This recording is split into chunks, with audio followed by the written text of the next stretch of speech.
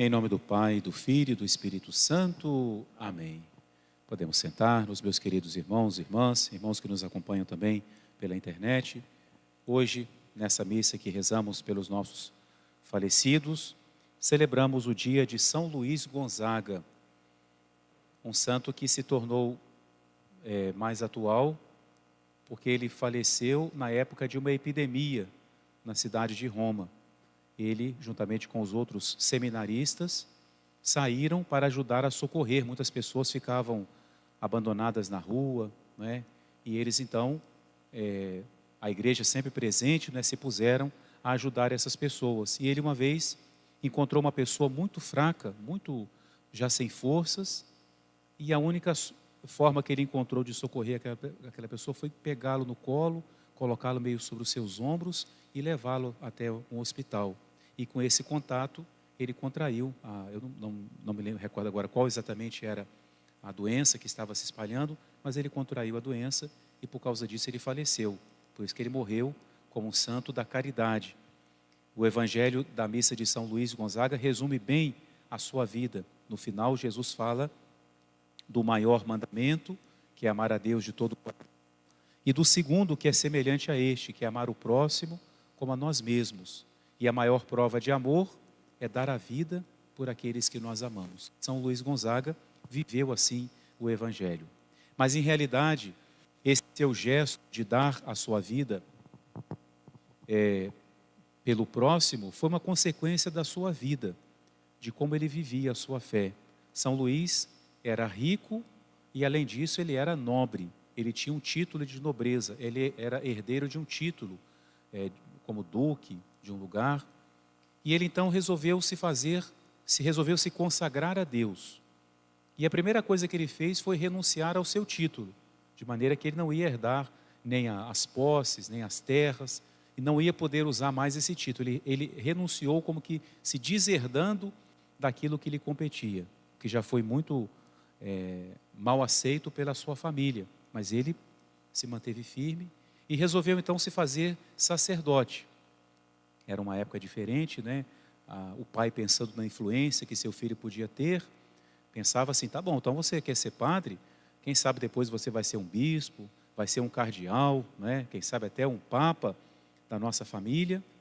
E São Luís Gonzaga, então, para não correr o risco de que isso acontecesse, ele resolveu pertencer a uma ordem onde os membros não aceitam nenhum tipo de cargo, que é exatamente a ordem dos jesuítas, a ordem de Santo Inácio de Loyola, à qual pertence o Papa Francisco. São poucos jesuítas até hoje que são elevados a cardeal, que são escolhidos para bispos, porque a ordem tem essa característica de renunciar a qualquer título, a qualquer dignidade eclesiástica. Então isso provocou ainda uma resistência maior na sua família para que ele se fizesse sacerdote. Mas ele manteve firme o seu propósito e se fez jesuíta. Entrou para a companhia de Jesus e não chegou a ser padre. Morreu como seminarista no colégio romano, né, dos jesuítas, por causa dessa doença naquela época, não é? Deu a sua vida, não chegou a ser sacerdote, mas Deus já o preparava para isso, né? A missão dele era outra, era deixar o exemplo de uma juventude santa, de uma juventude feliz, né? E o exemplo da caridade. São Luís Gonzaga tinha o hábito de se perguntar assim, naquilo que ele ia fazer. Ele se perguntava: de que serve isso para a eternidade? Era o critério dele. Se ele tinha que tomar uma decisão, ele se perguntava: de que vale isso? De que serve isso para a eternidade? E segundo a resposta que a fé lhe dava, ele então tomava as decisões que ele tinha que tomar, né? Ficou muito caracterizado por essa frase.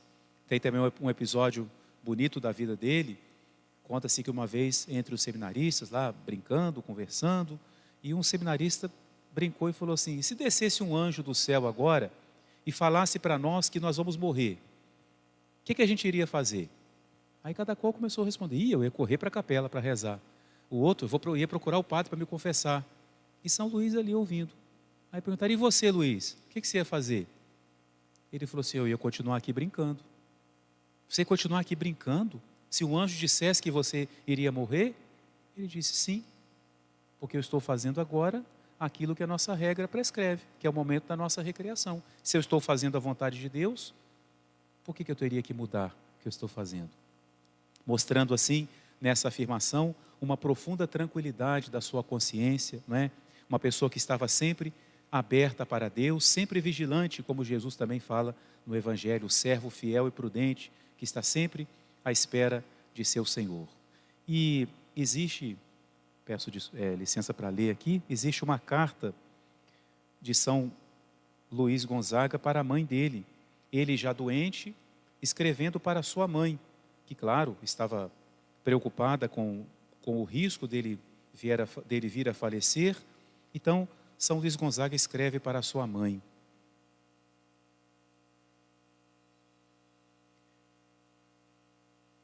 ele diz, interessante que naquele tempo, né, se dirigia a sua mãe assim, ilustríssima senhora, né, aqueles termos formais. Então ele diz para sua mãe: ilustríssima senhora, considera bem, estou lendo só uma parte, né, e toma cuidado em não ofender a infinita bondade de Deus. Ele está falando da possibilidade dele morrer. Isso aconteceria se tu chorasses como morto aquele que vai viver perante a face de Deus e que, com sua intercessão, poderá te auxiliar incomparavelmente mais do que nessa vida. Esta separação, a morte dele, não será longa. No céu nos tornaremos a ver. Que fé, não é? Que esperança. No céu nos tornaremos a ver. Lá, unidos ao autor da nossa salvação, seremos repletos das alegrias imortais, louvando-o com todas as forças da nossa alma e cantando eternamente as suas misericórdias.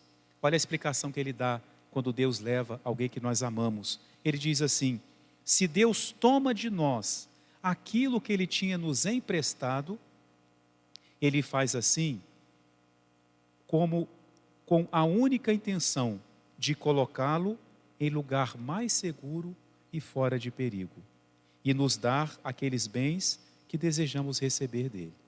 Tão bonito, né? Quando Deus leva aquilo que Ele tinha nos emprestado, porque tudo é dom de Deus, é para colocar no lugar mais seguro e fora de perigo.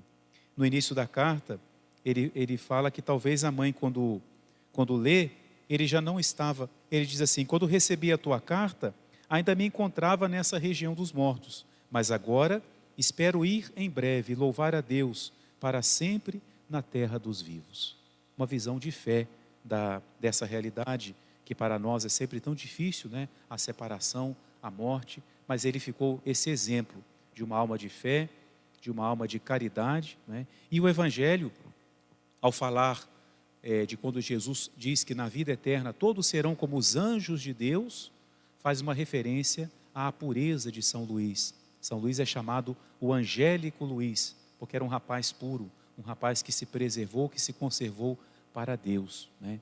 A oração da missa de São Luís tem uma frase muito bonita que diz assim: ó Deus, São Luís se tornou admirável pela inocência e pela penitência. Concedei-nos, se nós não podemos imitá-lo na inocência, que nós o imitemos na penitência.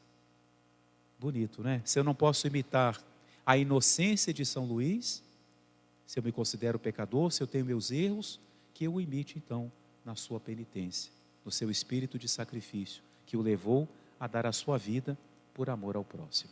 Em nome do Pai, e do Filho e do Espírito Santo. Amém.